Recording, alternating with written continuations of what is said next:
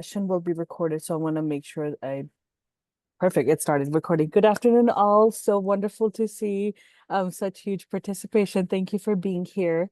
My name is Surbi Singh. I use she, her pronouns, and I'm an executive recruiter here with the agency at Oregon Department of Human Services. This is our informational session today for the Developmental Disabilities Director position. In this session, we'll be covering a lot of items about this role, the day-to-day, the vision, the purpose of this role. You'll be hearing from our hiring committee and ODDS, Office of Developmental Disabilities Leadership as well. So with this, I want to let you know that we have both ASL and CART services. So please feel free to utilize those services as we go along. Once this session is done, I'll be sending out recording to everyone participating today and other folks as well, in case they weren't able to attend. And so you'll be hearing from me with this recording link as well. With this, I'll pass over to for introductions, Dana. Great. Thank you, Surbi. Appreciate the help. Good afternoon, everyone. My name is Dana Hiddle. I use she, her pronouns. Up until last Friday, I was serving as the interim director of the Office of Developmental Disability Services. I've since transitioned over to the Oregon Department of Human Services Director's Office as the Senior Advisor on Medicaid Policy and Systems Integration. And so I'm going to continue in this role, helping with the recruitment of the DD Director position, and really excited to be with you all today to answer any questions that you might have as prospective candidates for the DD Director. So I will turn it back over to you, Surbi. Thank you, Dana. And we have one more leadership participant. Winston, if you would like to introduce yourself. Yes, good afternoon. My name is Winston Brown. I am the interim director for the Stabilization and Crisis Unit. I've been serving in this role since October of 2024. Previous to stepping into this role, I was the regional oversight manager for the Stabilization and Crisis Unit for 2.5 years. And I'm excited to be in here, and I can answer any questions that you may have. Thank you. Thank you so much. Appreciate you both. So with this, we'll get started on, we have a packed agenda item. You'll get to hear a lot about this position and what will be in the recruitment, and we'll open it up in the for questions at the end, either through chat or, feel free to raise your hand. So we'll get going on our agenda here. With this, Dana, if you can share the vision for this position, and then we'll dive into the skills and experiences for the role. Great, happy to do that. Thanks, Surbi. So the Developmental Disability Services Director is a critical position within Oregon, within state government, within the DD community. It really is. It's a hugely rewarding position. It's also hard work. Not gonna sugarcoat that. It's hard work. We are tasked in the Developmental Disability Services Program with assuring that individuals who are receiving services through ODDS are centered in all of our conversations and all of the work that we do. We are a home and community-based services program, which means individuals receiving services in their homes and community have the same rights and freedoms as individuals who are not receiving home and community-based services. So the settings in which they're receiving their services are their homes. They are the individuals and driving how their services are delivered. They are the focus of all of the work and the decisions and collaboration and all the things that we are doing as a state. We have lots of community partners that make up the DD system. So we have our providers, we have our case management entities, we have family members, we have advocates, we have legislators, we have governor's office, we have a lot of very interested and involved entities, advocacy organizations, self-advocates.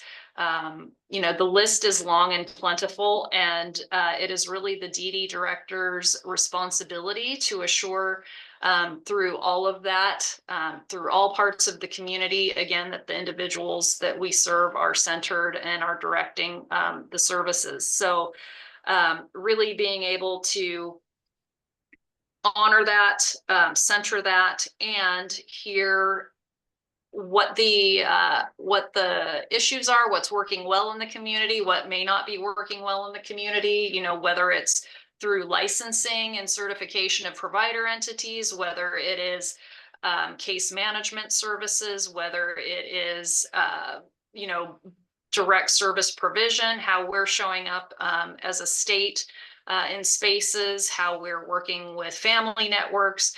It is really the DD director's responsibility and role to assure that all of those things are being considered. We're all rowing in the same direction as it relates to the services that we're providing to individuals, and then basically problem solving. It is also an administrator of a state program, and with that, there are rules, federal rules and requirements, state rules and requirements that we are obligated to follow.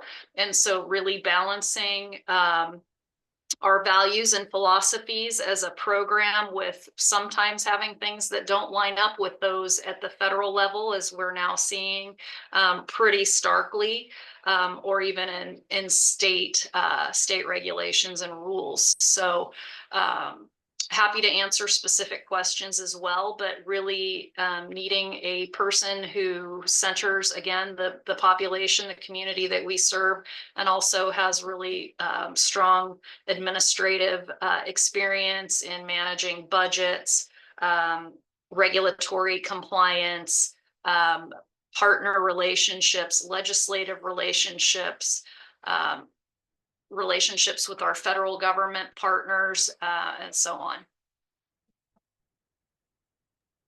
Thank you, Dana. With this, our next topic is the skills and experiences needed for the position. As our participants must have seen in the announcement, the minimum qualifications for this role, it's either in 9 years of management experiences or 6 years of management experience and a bachelor's degree in a related field. And along with that, we have talked about the essential attributes needed for this role we're looking for in our next ODDS director. I will put those in the chat as well, but if you would like to expand about the attributes we're looking for at our next DD director, that would be wonderful. Thank you for that, Serby.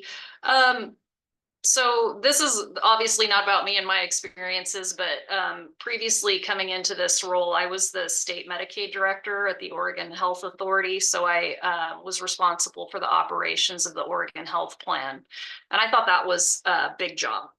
It's a big job. I'm not going to say it's not a big job, but coming over into the DD space, working in the DD system as the interim DD director, you're much, much closer to the individuals that we serve and see very clearly what the impacts of our decisions and how we operate are on the individuals that we serve. So it definitely takes someone who can really balance, again, the relationships with our community, our partners, are, you know, which I would be remiss if I didn't mention as well. I left out one major partner, and that is our labor unions as well. Balancing those relationships and always trying to drive the system forward with the individuals we serve, again, at the center. You're going to keep hearing me say that, but that truly is what it is about, is the experiences and the outcomes for the people that we serve and how we collectively come together to achieve those, with all of the oftentimes competing priorities and ideas, and really trying to come together and do our best for the individuals that we serve and have everyone feel heard and valued and a part of the system in achieving that. And of course, those experiences and minimum qualification requirements are critical. And again, I hearken back to, along with all of that, having expertise in managing large programs, this position really is a manager of managers of managers. So setting the tone for the entire program and how the program operates on behalf of the people that we serve. And so really, it's very helpful in my experience to have experience managing managers who manage sometimes managers or individuals who are individual contributors as well. So having that level of leadership is helpful. Wonderful. Thank you, Dana. What would you say makes the role exciting, and what was the, day to day looks like? I know with a lot of responsibility and compliance, there's a lot going on, and I know every day must not be the same, but what keeps this role challenging and rewarding at the same time and makes the role exciting? A lot of meetings. So first and foremost, there are a lot of meetings and a lot of emails. There's always a lot of work to be done. Things are very fluid. And currently I alluded to it before with the federal landscape, just trying to think through impacts and how things that are happening outside of the system could potentially impact the system. Having lots of conversations again with our partners and trying to figure out where things are working well and may not be working well, where we can find solutions in the areas that may not be working well, really listening again to the experiences of all parts of the system so that we're working well to achieve the outcomes for the individuals that we serve. So often a lot of problem solving, collaboration with various partners and individuals. And I would say that the most favorite part of my day, the best parts of my day, are when I get to interact with the people that we serve and the self-advocates, and really hear their experiences, and mostly about what we can be doing better for them. Because I think, as a government bureaucracy, we're a bureaucracy, really listening to the experiences of the people that we're serving and how we may not be measuring up to get them what they need is the most important part, I think, the most critical work that we do. And when things are working well for them and they share with us how their lives are what they want them to be, that is absolutely the best part of the job. Thank you for sharing that, Dana. With this, as we are, we have the position posted, it closes early next month. We'll diving into, interview processes, and then finally hiring for this position. What kind of onboarding and training plan for this position would look like? That's another great question. I would say, I have moved back again to the director's office, but I will be on board supporting the new director as they come in, helping to acclimate them to the system. What that may look like probably depends in large part on who the selected candidate is. If you're coming in to the state government, having never worked in state government before, that is a different learning curve than if you're coming in from the system and have experience in state government and in the Oregon DD system. Just to say as well that when you've seen one DD system, you've seen one DD system, and Oregon is a leader in providing services to individuals with intellectual and developmental disabilities. We don't have any institutions in Oregon. We stopped operating institutions in 2008. That's something that we take great pride in. And so upholding our home and community-based services system is first and foremost for us. And what does that look like? What is the director's role? What does the director need to know in continuing that work, moving that work forward and upholding those values? So it's going to be a lot of on-the-job training as well. A lot of immersion. I think that's what I'd call it, immersion training.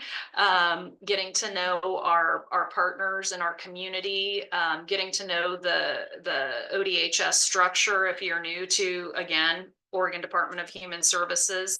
And there are often the general onboarding trainings that will happen, you know, the payroll trainings and the mandatory trainings around being a mandatory reporter, abuse reporter, around privacy, protected information, that type of thing. But a lot of it really will be getting out into community as well, meeting with individuals that we serve, meeting with our provider organizations, meeting with our partners like the union and legislators, hearing what's important, and then really getting to know the DD program managers and staff as well.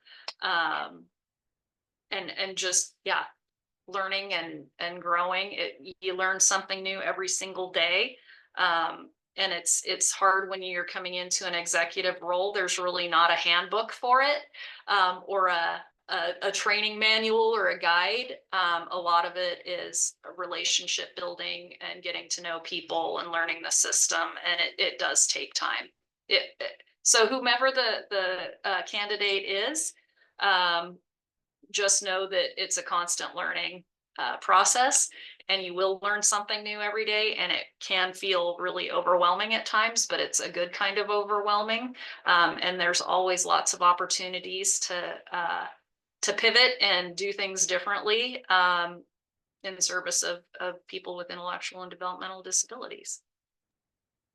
Thank you so much. You talked about, partnering with and meeting with our different partners, self-advocates, our communities, union laborers within the state system. With this, is there a lot of travel required for this position within the state? So I'm going to combine these two pieces. Any travel for this position, and what does the schedule look like? Because this is a huge, important, and a critical role. And I think being available 24/7 is important as well. So what That is is this key. schedule and the travel required for this role? So a lot of work obviously is done during the 8 to 5 business hours as it relates to running the program itself, but it is a 24/7 job. You're on call when things happen and you need to be available to respond to emergencies or situations. That absolutely is an expectation of the role. Things get real hectic during legislative session. So we just came out of our long legislative session. So we have those on our every other year cycle. On odd numbered years, we have our long session. That is long hours getting prepared to present on our program, meeting with legislators, testifying. I would say travel. I didn't get to do as much travel around to meeting people as I would have liked to have been able to do in the short time that I was in the role. But I would strongly encourage whomever the next DD director is to really, again, get out into community in person, travel, tour sites, tour the homes where folks are living, where they're receiving services, employment sites. And again, in-person meetings are always very, very helpful. You have a much better opportunity, I feel, to make true connections with people in person. And so it is important to be able to be here in Oregon, traveling, meeting with people, having in-person meetings. There is some national travel as it relates to conferences with our associations. There are things like the Medicaid Home and Community-Based Services Conference that is always very valuable for the DD director to attend. There are NASDs, National Association of State Developmental Disability Services Directors meetings and conferences, which are hugely helpful. Anytime you're running a program, whether it's a DD program, an Aging and People with Disabilities program, a Medicaid program, it can be a pretty lonely position. But there are also, 55 other individuals across the country that are trying to do the same thing. So you find camaraderie there. So there are opportunities to meet with your peers in other states and the territories. But for the most part, the work is virtual. We do a lot of remote work, and also, trying to get more into the office and meeting in person with folks on a regular basis. Wonderful. Thank you. With this, we'll move to one of our last pieces is the recruitment tips. So the application closes midnight September and if applicants, interested participants, if you have any difficulties uploading your application materials, we are looking for complete thorough of how you meet the minimum qualifications and how you meet the attributes that we've advertised in the job announcement. So the key to complete application materials is one step ahead. So if you have any difficulties uploading those, please don't hesitate to reach out to me via phone or email. More than happy to support with getting those submitted within Workday, as it's our ATS, our application tracking system. As you see, we're asking for, please explain in your application materials, how do you meet the minimum qualifications and the attributes. So if there are any questions, please don't hesitate to reach out to that. As our application will close, we will start the screening process. There's a lot of myth out there. Is there a computer system that does the screening? No, it's all manual. It's all done by a human. We do the screenings. We see if your application submitted meeting the MQs, the minimum qualifications and the essential attributes or not. So I wanted to put myself out there as a resource as you prepare your materials to submit your application there. With this, I will open it out for questions. I see two in the chat already, some coming, so I'm happy to read them to you, Dana. So the first question is, what tools, systems, or data platforms are in place for performance monitoring, and where is improvement needed? Thank you for that, Surbi. And I'm assuming that question is related to individual performance rather than program performance or agency performance. We do have quarterly performance check-ins with all of our managers, with our executives. That is where we determine what the goals are, talk about the health of the program, where there are challenges, where there are things that are working well, what the hot spots are that are coming up that we need awareness on, and really how the executive is proposing to meet those challenges, the plans that they're going to make, the steps that they're going to take, and then circling back to make sure that those goals are being met and that the issues are being addressed and resolved. And as it relates to specific tools and systems or data platforms, there really aren't, to my knowledge, any yet that are formalized. Like I said, we do have the performance accountability check-ins.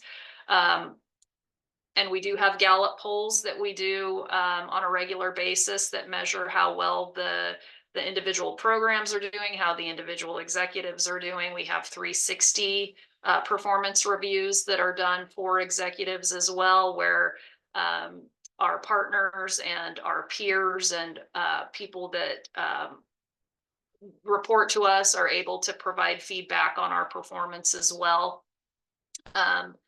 So that is where we learn and we critique and we grow and we coach, and we also get feedback at the agency level. So those are the types of tools and things that we do. It looks like your second question is, how do you support your executive leaders when they face legislative pushback or public criticism? That is a really hard question to answer, because these are positions where oftentimes, if you're doing something that is making one entity or one person or one part of the system happy, another part is going to not be happy with you. And what I think what the biggest takeaway is that as we're moving forward in these roles, if we are centering, again, the people that we serve and making decisions with the outcomes of the people that we serve at the forefront, those are things that are always going to be supported. If we're putting the individuals first, and we are making decisions and moving things forward with their best interest at heart, those are things that are always defensible. They're always defensible. I've had moments where I've been at the dais testifying where things have gotten heated, and my director has come up to the table and sat with me and said, this may not be the direction that everyone agrees with that this program needs to go, but this is the direction that we are required to go as directed by the governor. We're an executive branch agency, and we do serve at the pleasure of the governor. So there are sometimes challenges and conflicts about the direction that we as a state agency need to go versus directions the community may be asking us to go. And so again, I always feel if we're centering the people we serve and we're pushing towards the best outcomes for the people that we serve, those are absolutely always defensible positions. And I always say that is a hill I'm willing to die on. So a lot of good communication is required too. I think, as I said before, these positions can sometimes be very lonely because you feel like you're the only person doing this work, and you know that you have 55 other folks across the states and territories doing the same work. But when you're in your own state, that's a lot of pressure and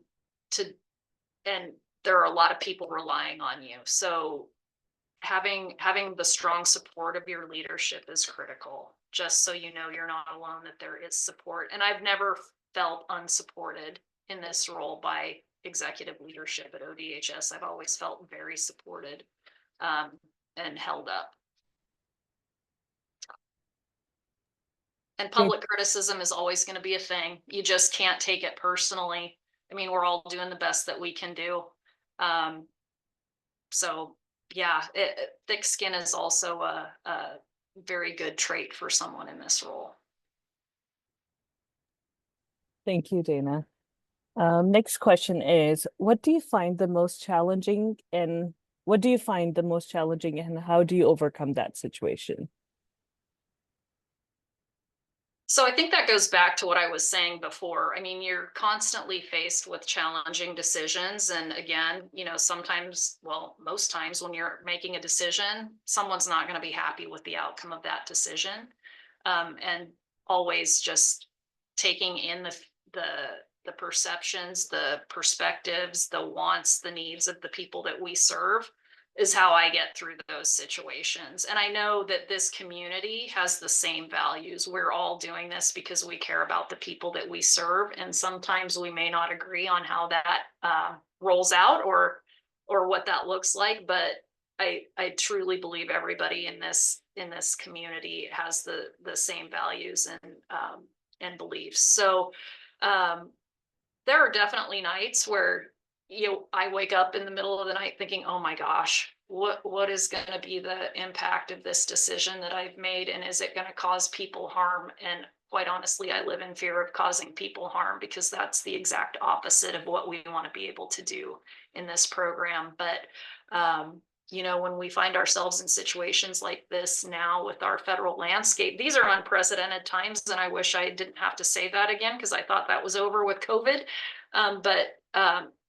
You know, with what's happening at the federal level and the reduction of resources into states to provide services, that is going to be a huge challenge. And I think having community lead that to the greatest extent possible and tell us what their preferences are, what their priorities are, is going to be hugely helpful and impactful. And are we going to be able to do everything that we want to be able to do? Likely not.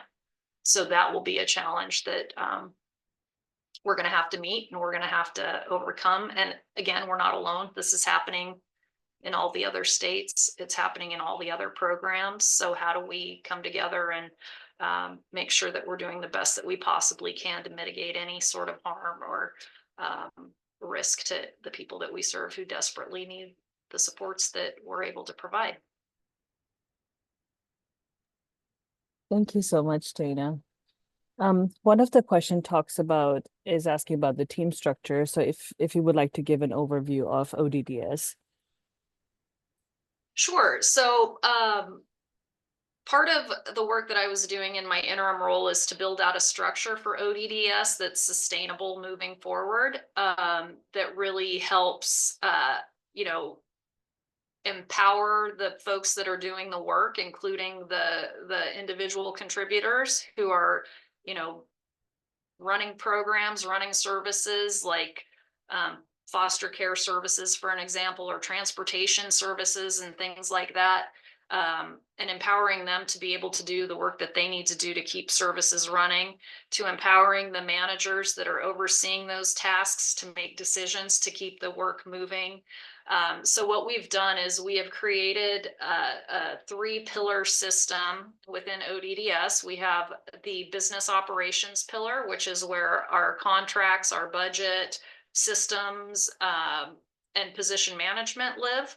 That is overseen by an administrator who also has essentially an assistant administrator under. So you've got the ODDS director here, and then you have the three pillar leads, or what we're calling administrators. We also have the program and policy pillar, because it is very important that service delivery informs policy. If we're creating policies that don't work for service delivery, then it's not a good policy. It's not going to be able to be implemented. So we have policy and programs together so that they can make sure that they're talking and they're considering what service delivery impacts are to policy, and what impacts are to the state program if certain policies aren't implemented, and so on. So we have an administrator for that and an assistant administrator under that position. And then we have the quality and compliance pillar, which is really our regulatory oversight pillar, where our licensing and certification is housed. It's where our quality assurance and quality improvement activities occur. And we also have, you know, reviews of serious incidents for individuals receiving services in that section. These are just obviously very quick descriptions of what these pillars are, and doesn't fully encompass all of the work that's done in these pillars. But we're currently hiring for what is called our compliance and regulatory administrator 1 position, who will be the executive over that quality and compliance pillar. We are working to get an assistant administrator in that pillar as well. So really building out that pillar, but that will be essentially your executive team, is the director and then the pillar leads, administrators, and the assistant administrators under that. And then from there, it really moves the work to the second level managers, and then to the staff who are implementing all of the policies and programs and licensing and certification and all the things that ODDS does, rates for providers, collective bargaining for our partners, our providers that are under collective bargaining agreements. So there's a lot going on in ODDS. And we're just trying to make sure that the structure is strong and will support all of the work going forward, regardless of who is sitting in the chairs at the top. Wonderful. Thank you, Dana. One of the questions says, what do the inclusive management practices look like?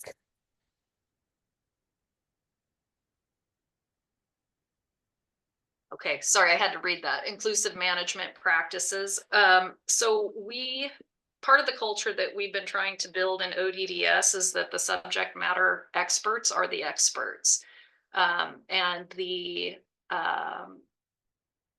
individuals are moving the work forward. We're taking the information, their expertise, and we're using that and data to drive our decisions and how we move things forward. Our jobs as leaders, as executives, as managers, is to obviously direct the work to make sure that the work is getting done, timelines are being met, etc. But that we're also blocking and tackling, to use a sports ball analogy, blocking and tackling to make sure barriers are out of the way, so that the work can actually get done. And you know, when you're working in a bureaucracy, there can oftentimes be barriers that need to be removed, but the inclusive management really is taking into account all of the voices, all of the experiences, the different intersectionalities of the people that are doing the work, the people that are receiving the services, and taking that into account as we move things forward. Community participation, community engagement is a huge piece of the work that we do. We actually have created a unit within ODDS that has pulled together service equity work, our service equity manager with our community engagement specialist, to make sure that we all are aware of what's happening in all parts of the system and the services that we're providing, rather than, you know, piecemeal, here's some community engagement going on over in a service area, here's another piece over here, but that we're actually coming together. We have a coordinated approach based on the experiences of the people receiving services, again, and those who have been out in community working with the people that we serve, so that we're not also exhausting people, going back to community over and over again, asking for the same types of questions, but with maybe a slightly different lens, and really looking to the people doing the work about how is the best way to do that based on their experiences. And our self-advocates also are very passionate and involved, and we're trying to grow our self-advocacy relationships so that they're informing the work that we do. But all of that is part of the collective that pulls up into how we do our work and how we drive our system forward. And it's all collaborative. Thank you, Dana. There's a question about asking if you can talk about the role of the director in SACU.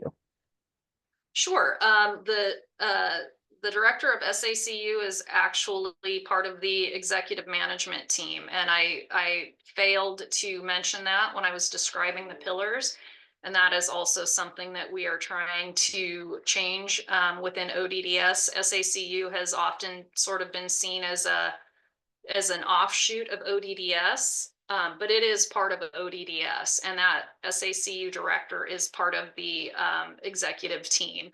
SACU operates under the same rules and requirements as other 24-hour residential providers, and there's been a lot of work done over the last year and a half to make sure that those homes are operating in compliance with licensing and certification rules, other operational requirements that we have to do as part of a state-operated program. But the SACU director is really responsible for the day-to-day operations of the program, for ensuring that the program is compliant with all of the rules and regulations, and also is, you know, it's our responsibility as ODDS to fully pull them into our program so that they're supported. And that they're operating in alignment with our goals, our values, and our philosophies as an overall DD system. But it is an integral part of our leadership team. And we do have Winston here, who's been the interim director for almost a year now, going on a year, and has really been instrumental in trying to pull SACU more into ODDS and the broader DD system, and sort of make it, there's been a lot of push-pull with SACU over the last year as well, but really truly trying to get it to a point where folks who are in crisis in the community enter SACU really as a last resort. They stabilize, and then they're able to go back to their community. That's really our goal and our vision for SACU moving forward. And that's going to take a lot of work and community engagement to make sure we get that right moving forward. It's a critical part of our system. Thank you, Dana. One of the questions after this one is asking what systems are in place to elevate the voices of people served, especially those from underserved or marginalized communities in decision-making. So that is part of what we've been trying to do. I mean, I'm looking back on all the work that we've done over the last several years, and especially within COVID times, and what we've used our COVID funding that's been available to us to actually be able to get into communities where people have not historically had a voice or have historically been served well. And there have been opportunities, and we have taken those opportunities, but there's still a lot of work to do. There are also, I think, some really bureaucratic foundational issues that we need to solve to be able to have really robust engagement by our self-advocates and the people receiving services. Quite frankly, we don't make it easy for people to be able to participate and have their voices heard. And we're constantly working to figure out how we can do that. You know, when you look at the intersectionality of folks receiving DD services, it's not just, you know, individuals who have intellectual and developmental disabilities. These are individuals that are coming from communities that they are a historically underserved population themselves. And then when you layer in their intersectionalities like race, ethnicity, LGBTQ status, that it makes it even more difficult for them to be able to have their voices heard and access services at times and throughout our entire health and human services system. So we have been working with our community, or I'm sorry, our family networks to be able to get out into communities and really focus on underserved communities. We've got a long way to go with that, really working closely with our DD Council, our Council on Developmental Disability Services for Oregon, to make sure that we're creating opportunity for folks to be able to come to the table and removing barriers for them to come to the table to have their voices heard. But again, we have ways to go. I mean, things such as transportation is a problem, you know, for individuals who are receiving services being able to participate in community engagement activities. How do we solve that? How do we remove those barriers for them so that they can participate? You know, and when you're talking about things like them having to take time off of work, because a lot of individuals that we serve are receiving employment services and they want to participate in community engagement opportunities, but they're also working. And if they don't work, they don't get paid.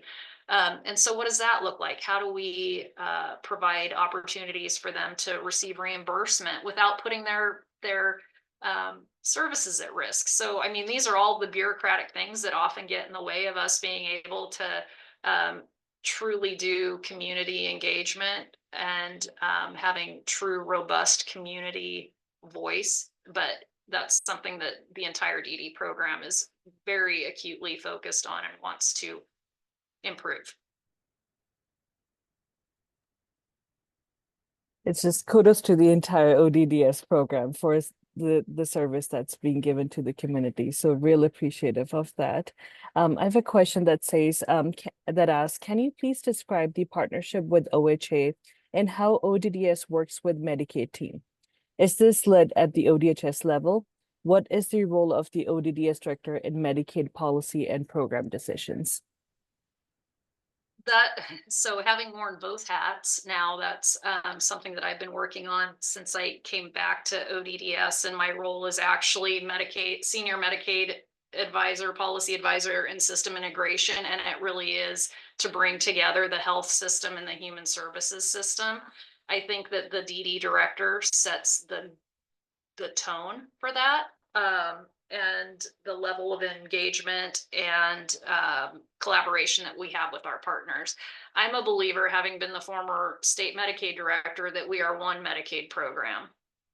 And the individuals that we serve in DD services are the same individuals that OHA serves through their Oregon Health Plan. And we have to assure that we're working together to meet the whole needs of the person and not just the siloed needs, like we're only going to focus on the DD services that an individual may need. But if we're hearing from community, and I've heard from community and self-advocates a lot, that no, they're having trouble accessing their health services. They're having, physical health needs that are not being met, then it's incumbent on us in our positions of authority and privilege and power to reach across and say, hey, this isn't working for the people we serve. How are we going to do better? And I've seen a lot of movement and a lot of really positive partnership in the last year and a half.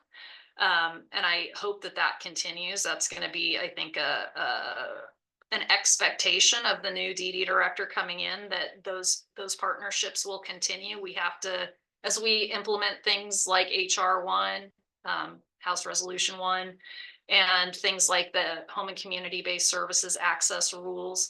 These are all things that the federal government, who is our primary funder, see as a one Medicaid program issue.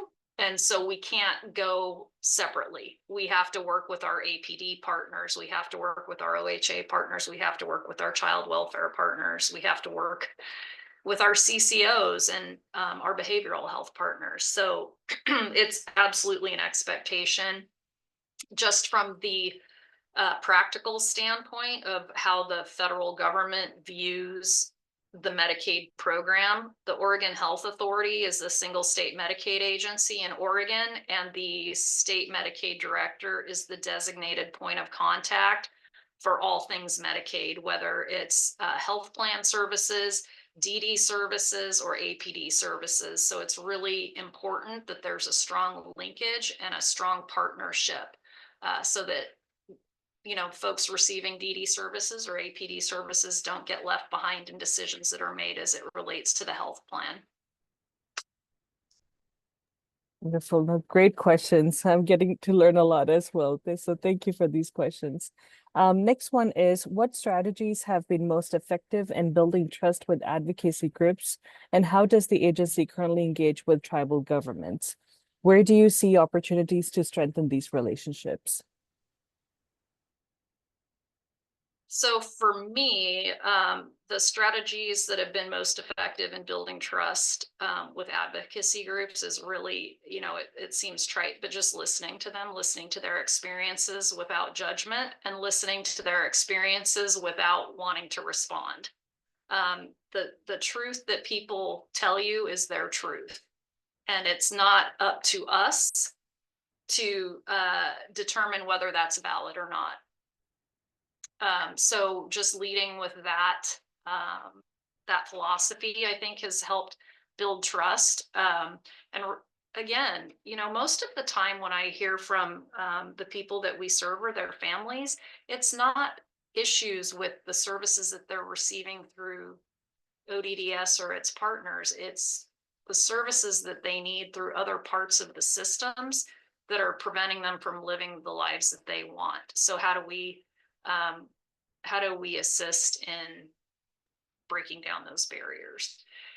We do engage with the tribal governments, but I will tell you, we have a long way to go in how we engage with tribal governments. Again, that's, in my opinion, it's one of those situations where we need to sit back and listen and keep our mouths shut. We do have a new tribal affairs director that started, I think he said 36 days ago. And he is really going to be instrumental in helping us to build relationships with tribes. I think we've historically had a sense that tribal engagement looks like us sending letters to the tribal leadership and saying, hey, this is what we've decided. This is what we've talked about. This is what we're going to do. What do you think about it? We don't think it's going to impact your members. So, and that has been the horrible, wrong approach to that. So we've got to get out of the space of coming to the tribes with a final product. And this is really, truly how we need to engage with community as well, and our partners, is coming before and say, hey, this is the problem that we're trying to solve, or this is the challenge that's facing us, or this is what we're thinking about doing. How does that work? What does that look like on the ground? How is that going to impact you and how you operate and your members, the people you're serving in your homes, et cetera? And it really has to be at the direction of the tribes. The tribes have to be leading. They have to be telling us what they want from us, not the opposite. And we've got a long way to go on that. Thank you for sharing that, Dana. The next question focuses a lot about more in-person community engagement. So how does the director role will help support and grow that kind of involvement? So recently we have been, we've had to pause it because it was legislative session, and once legislative session starts, that takes up all of the bandwidth of pretty much every team in ODDS. But prior to that, we had been doing in-person community engagement visits. So we traveled all across the state of Oregon. We had a real strong focus on more rural and frontier areas of the state, because no offense to our I-5 corridor friends, but they usually get a lot of love because it's easy to get from Portland to Eugene or to Salem. But we really made an effort to get out to Eastern Oregon, Central Oregon, Southern Oregon, to meet with community, to meet with our case management entities. We invited, you know, individuals receiving services, their family members, their providers, and it was a really great experience. And I think that the team really wants to do more of that. Again, making sure that as we're getting out into community and we're meeting with folks, and we do that on a regular basis, we're not coming back to the table with the same asks over and over again, and we are closing those feedback loops. So if we go out to Eastern Oregon and we hear something that's happening out there and they need assistance to solve or whatever, that we're looping back and we're making sure we're closing that loop and following through. Because if you don't do that and you're going out into community and you're just talking to folks and you don't actually act on it, we're causing more harm. We're not building trust. We're not listening. It's pretty self-serving. So we learned more and more every time we did that. And I do know that the team is wanting to get back out into community and start doing more of that. There's going to be a lot of opportunity for community engagement with some of these big initiatives that we have moving forward, like our stabilization and crisis unit redesign, implementation of the home and community-based services access rule, and I'm just kind of going off the top of my head, community engagement as it relates to the implementation of House Resolution 1 and so on. So yeah, that's kind of the vision and the goal for community engagement and getting out in person. And we've also been offering virtual community listening sessions on a monthly basis, and they're topic specific. Everyone is able to participate. They're open to all. But again, there's just something being said about being in person. Thank you, Dana. I think we'll be able to cover one more question.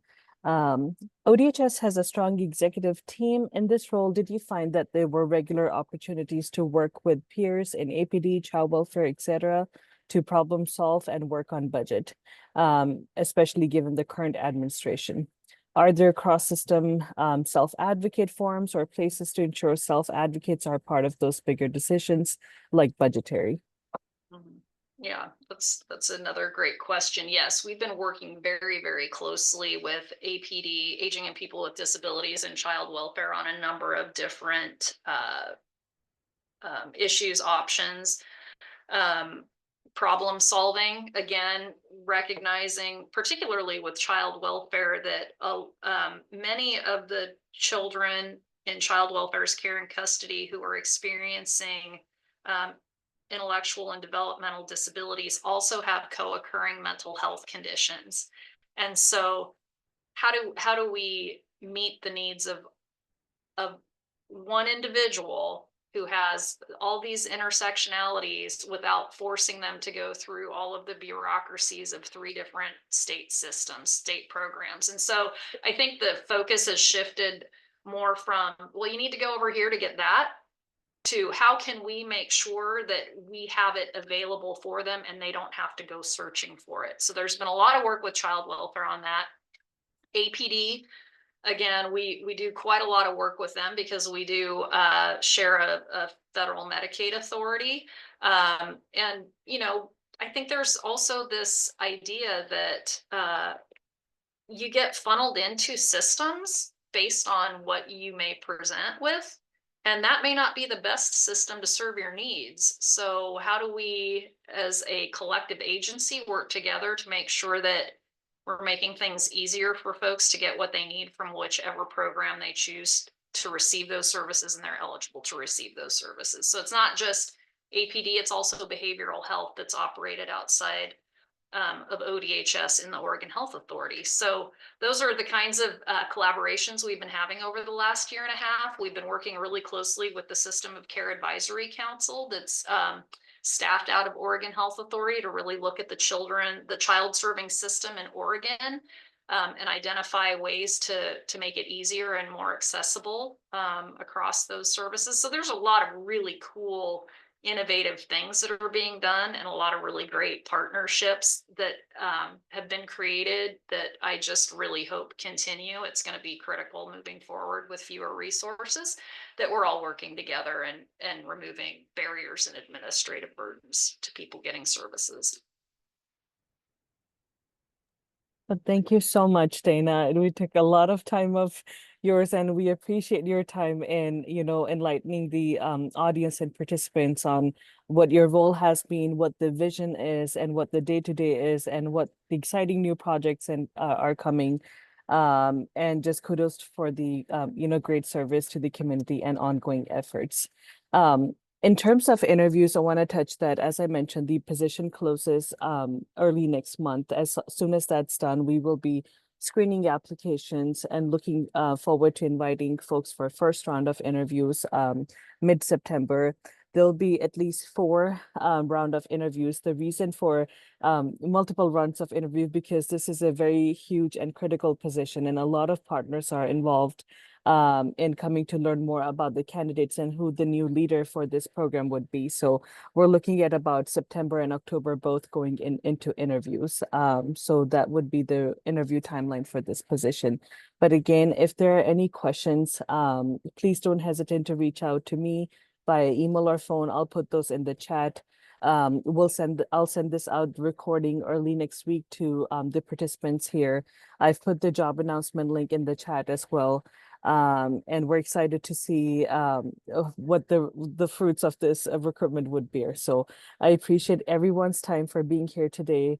Thank you so much, Dana, once again, and thank you, everyone. I hope you have a wonderful rest of your afternoon. Thank you.